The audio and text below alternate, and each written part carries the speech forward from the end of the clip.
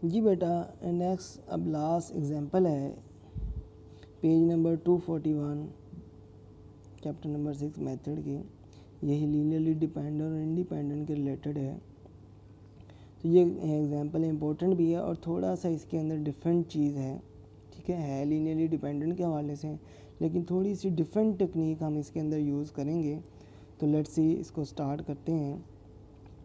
क्या बेटा example number 20 में वो कहता है what condition must A B C D satisfy, कि ए बी सी डी के ऊपर क्या कंडीशन लगाएं सो डैट द मैट्रिसेस 1 2 -1 0, दूसरा मैट्रिक्स है 2 3 -2 1 और तीसरा मैट्रिक्स है ए बी सी डी इन M22, ठीक, आर लीनियरली डिपेंडेंट।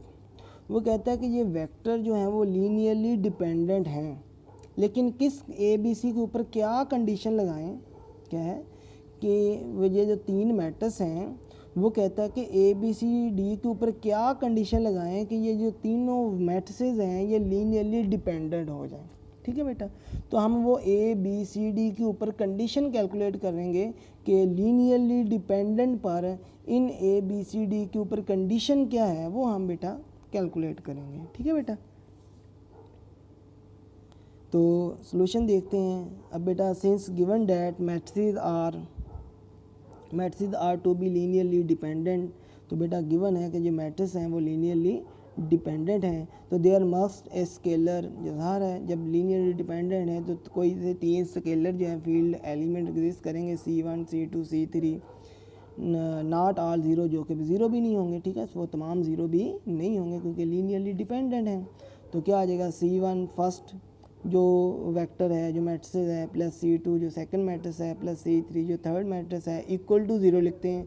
अब देखें क्योंकि ये मैट्रिक्स की फॉर्म में है, M22 की फॉर्म में है, जो इक्वल टू ज़ीरो होगा वो भी M22 की फॉर्म में होगा, तो वो क्या आ जाएगा 0 0 0 0 नहीं, यानी कि नल मैट्रिक्स 2/2 ऑर्डर का आ जाएगा।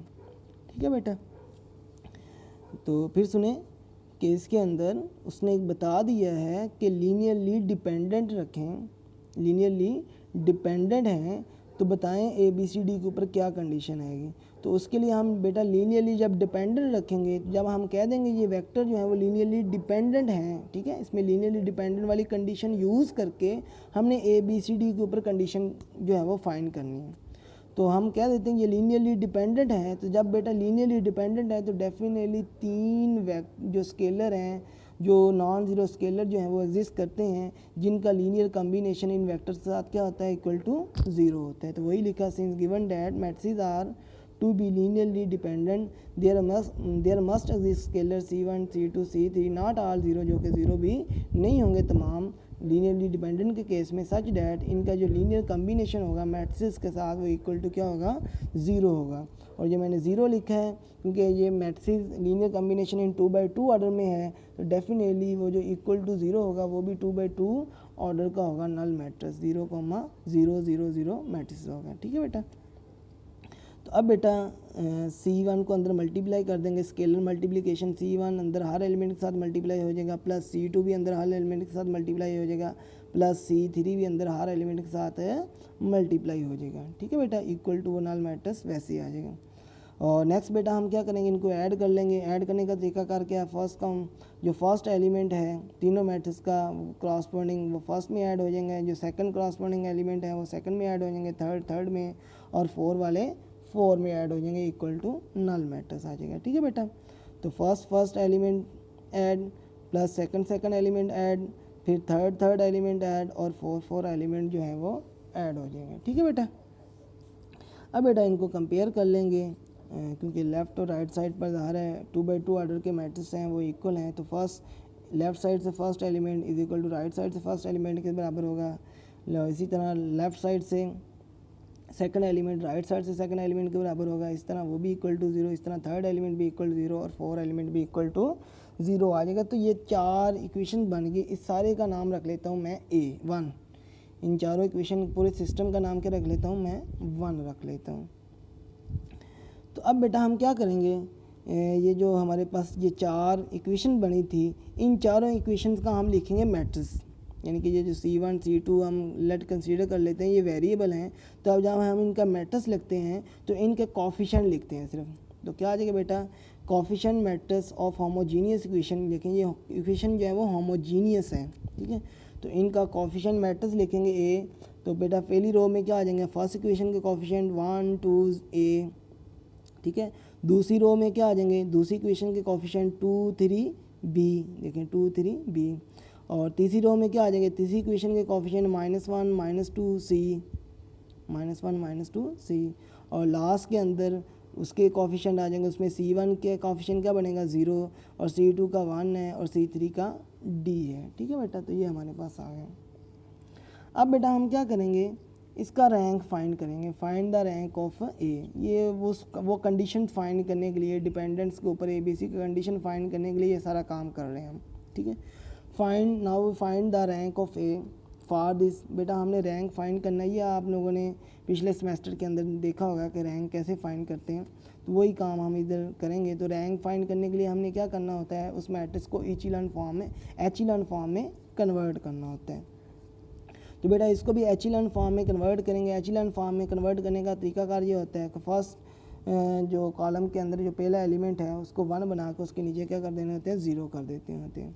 और इसी तरह वो बेटा हम 0 करने के लिए क्या करेंगे, पहला एलिमेंट ऑलरेडी 1 है, तो दूसरी रो में 0 बनाने के लिए हम क्या करेंगे, ये मैंने सामने ऑपरेशन लिखा हुआ R2 - 2 × R1, ठीक है। ये आप लोगों को किया हुआ है, आपको समझ आ गई होगी ये कि कैसे हम 0 करते हैं।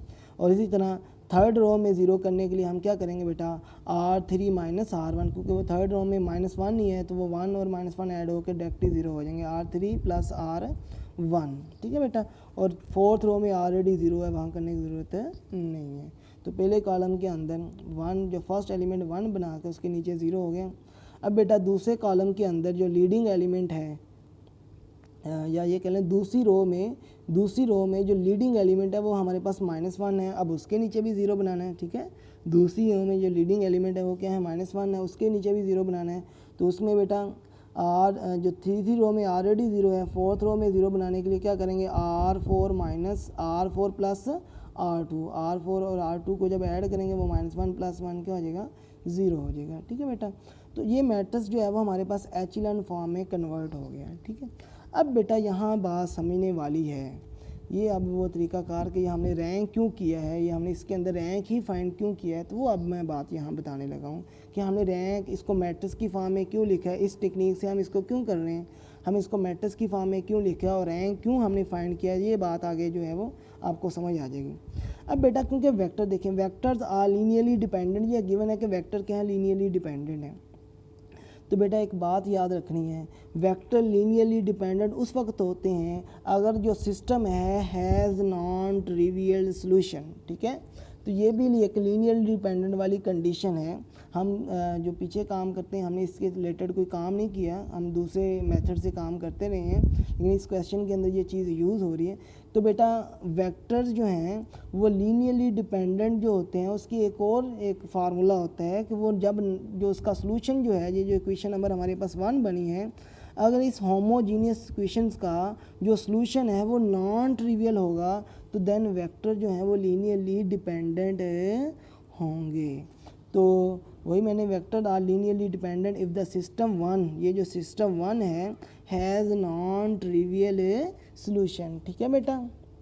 तो ये भी एक लीनियरली डिपेंडेंट वाली कंडीशन होती है, ठीक है। एक तो हमने लीनियर डिपेंडेंट वाली कंडीशन देखी ना कि उसके फील्ड के एलिमेंट नॉन ज़ीरो हों, फिर एक दूसरी टेक्निक हमने देखी थी, वो एक थ्योरम मैंने किया था, आपको याद होगा, एक थ्योरम भी हमने किया था जिसमें वो के की वैल्यू कैलकुलेट करने वाला क्वेश्चन किया था, गालबन वो 5 या 6 क्वेश्चन था, 6 वाला गालबन क्वेश्चन था। उसके अंदर भी एक मैंने लीनियर डिपेंडेंट वाली एक टेक्निक लिखी थी कि वो लीनियरली डिपेंडेंट है तो उसमें किसी एक वेक्टर का लीनियर कम्बिनेशन बाकी दो वेक्टर के बाकी जो वेक्टर हैं उनके बराबर होते हैं, तो वो भी एक बेटा टेक्निक थी लीनियर डिपेंडेंट वाली। ये एक तीसरी टेक्निक है कि वेक्टर आर लीनियरली डिपेंडेंट कब होंगे, अगर उन वेक्टर्स से जो इक्वेशन बन रही है, जो होमोजीनियस इक्वेशन का सिस्टम बन रहा है, उसका जो सॉल्यूशन है वो नॉन ट्रिवियल हो, ठीक है बेटा। तो ये भी एक टेक्निक है कि वेक्टर लीनियरली डिपेंडेंट कब होंगे, अगर वो जो होमोजीनियस जो इक्वेशन का जो सिस्टम बन रहा है अगर उनका सॉल्यूशन क्या हो, नॉन ट्रिवियल हो। तो नॉन ट्रिवियल सोल्यूशन है बेटा एग्जिस्ट कब करता है, and the non trivial solution exist if rank of A is less than हो नंबर ऑफ अननोन्स। तो बेटा रैंक ऑफ ए, जो ए का रैंक है वो लेस देन हो नंबर ऑफ अननाउंस। अब इसमें नंबर ऑफ अननाउंस कितने थे, 3 है, C1 C2 C3, इसमें अननाउंस हैं, ठीक है, तो 3 अननाउंस हैं हमारे पास। तो बेटा अब नॉन ट्रिवियल सोल्यूशन हमने एग्जिस्ट करवाना, क्योंकि लीनियरली डिपेंडेंट है, तो लीनियर डिपेंडेंट के लिए नॉन ट्रिवियल सोल्यूशन एग्जिस्ट करवाना है। नॉन ट्रिवियल सोल्यूशन एग्जिस्ट करेगा अगर रैंक जो है वो लेस देन होगा नंबर ऑफ अननाउंस से। नंबर ऑफ अननाउंस हमारे पास 3 हैं, तो इसका मतलब फिर रैंक क्या होना चाहिए, रैंक ऑफ ए क्या होना चाहिए, 2 होना चाहिए, ठीक है बेटा। तो ये सारी कंडीशन उस वक्त एग्जिस्ट करेगी अगर रैंक क्या होगा, 2 होगा। तो बेटा रैंक 2 कब पॉसिबल होगा, तो इट इज़ ओनली पॉसिबल, ये कब पॉसिबल होगा अगर बेटा वो जो ऊपर हमारे पास ये जो एक्सप्रेशन लिखा हुआ है, ये जो हमारे पास मैट्रिक्स लिखा हुआ है, उसमें जो नीचे वाली दोनों रोज़ हैं, पहली 2 के अलावा जो लास्ट वाली दोनों रोज़ हैं वो 0 हो जाएं। तो वो दोनों 0 कब होंगी, अगर C plus A B equal to 0 हो जाएगा and B plus D minus 2AB equal to क्या हो जाएगा, 0 हो जाएगा, ठीक है बेटा। फिर सुने, हमारे पास जो लीनियर डिपेंडेंट के लिए सोल्यूशन नॉन ट्रिवियल होना चाहिए। नॉन ट्रिवियल सोल्यूशन एग्जिस्ट कब करता है, जब rank of A less than number of unknowns हो। इसमें अननाउंस 3 हैं, C1 C2 C3, तो इसका मतलब फिर नॉन ट्रिवियल सोल्यूशन कब एग्जिस्ट करेगा, अगर रैंक ऑफ ए जो है वो 2 होगा।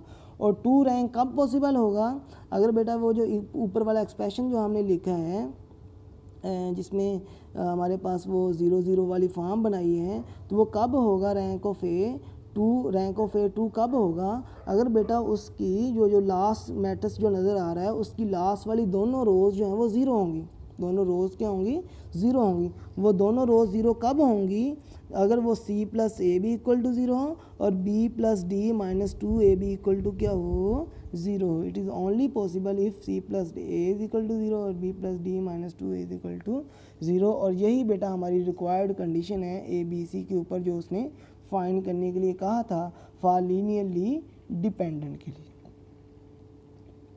ओके बेटा, तो आई थिंक ये आप लोगों को क्लियर होगी। तो अगर बेटा इनमें कोई प्रॉब्लम हुआ तो इंशाल्लाह जो डिस्कशन वाला लेक्चर है उसके अंदर हम इसको डिस्कस कर लेंगे, ठीक है बेटा। अल्लाह हाफिज़।